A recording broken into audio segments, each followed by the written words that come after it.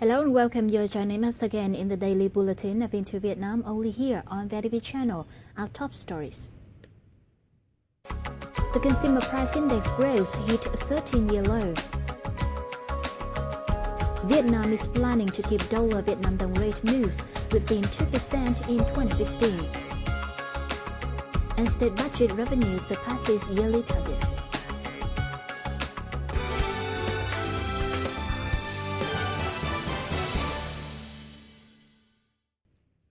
The General Statistics Office reported the December Consumer Price Index fell by 0.24% from the previous month, declining for the second time consecutively.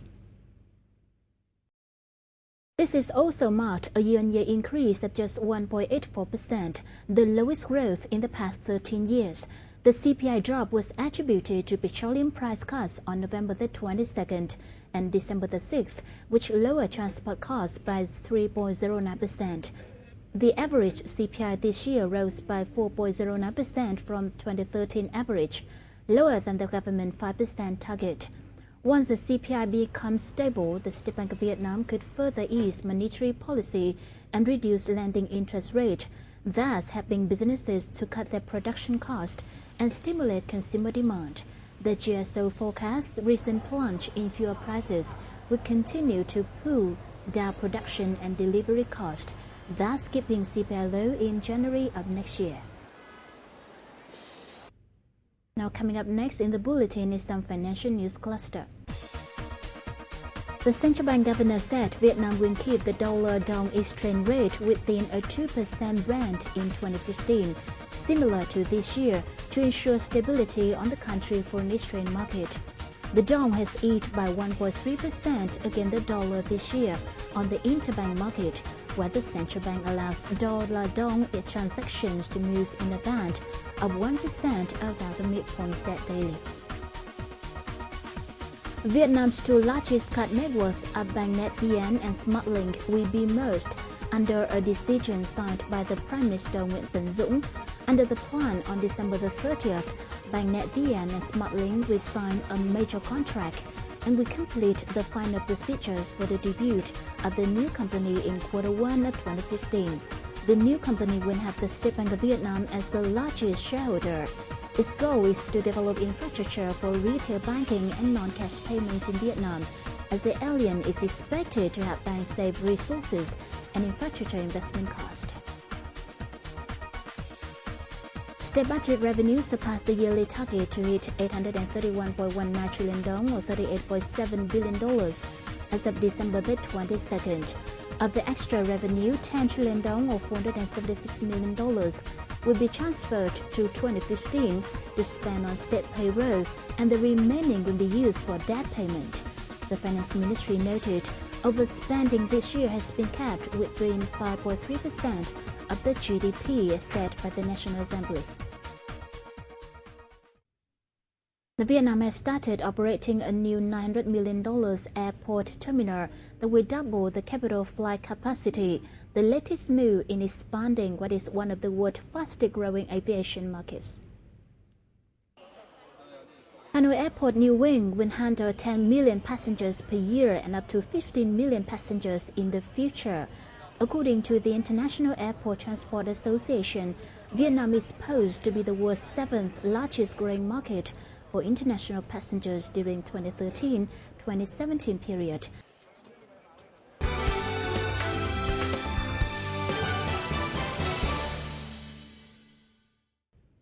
Now, CBRE Vietnam projected that rents of offices for lease in Ho Chi Minh City will remain unchanged till the first quarter of next year.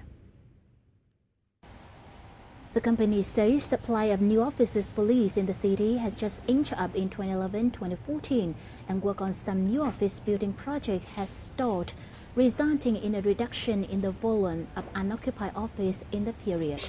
Enterprises with high demand for offices would be mainly from banking, finance, insurance, drug and information technology industries, and from such markets as the United States, Germany, South Korea and Europe. CBRE predicted the demand for new offices with low rent, which has been a major trend in the past 3 years, could fade next year. as tenants tended to move to large offices with more advanced facilities. Now, despite its huge potential for agricultural development, the Mekong Delta region finds it hard to attract investment, particularly from foreign funds. The area is struggling to find out measures to attract more investment. More details in the following report. Mekong Delta is the dynamic economic area which produces and supplies rice, seafoods and foodstuffs for the whole country. Its business climate has been improved a great deal, as in 2013, many regional localities posted the record high points in the Provincial Competitiveness Index. With such huge potentials, the Delta is trying to attract more foreign investors. Thị trường đồng bằng sông Cửu Long tại sao nó hấp dẫn là vì ở đó người ta có cái nguồn nguyên liệu rất là dồi dào. Ví dụ như bên tôi có cái phần cám gạo là rất là rẻ ở đó và nó ngay tiện ở đó luôn. Ngoài ra hiện tại bây giờ ở đồng bằng sông Cửu Long có một cái điểm nổi bật nữa là cái vấn đề về vận chuyển đường thủy. Hiện tại nhà nước đang có cái kiểm soát về mặt tải trọng của xe tải. Thì cái việc mà vận chuyển trong đường thủy là một trong những cái làm cho cái cạnh tranh của thị trường này nó tốt hơn rất là nhiều. Despite chances for development, the Mekong Delta is struggling to attract more funds. As of September 2014, there were 903 competing FDI projects into the area, with total registered capital of $11.8 billion, which is mainly dispersed in the manufacturing sector, while the funds into the area's strength sectors of agriculture and tourism are quite modest. Tôi sẽ tập trung nhiều hơn vào cái việc mà cải thiện cái môi trường kinh doanh, và đây là cái điểm mà chúng tôi nghĩ có thể rút ngắn được.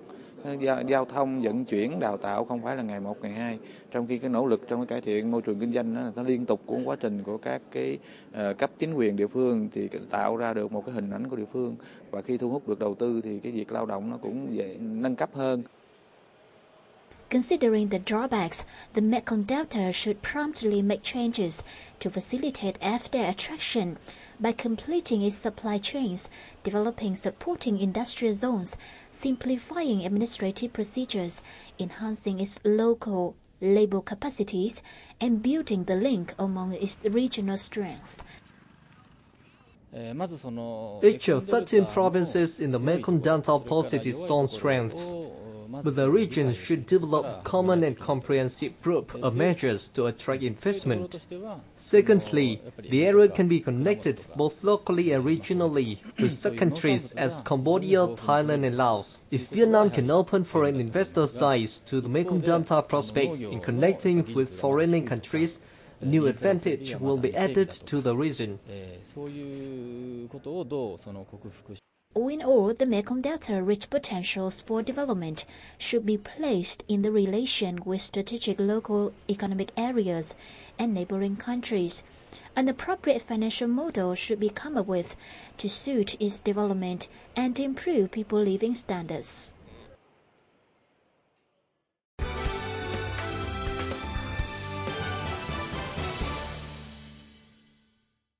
And last but not least, in today's program is the update of local gold prices, forex and stock market.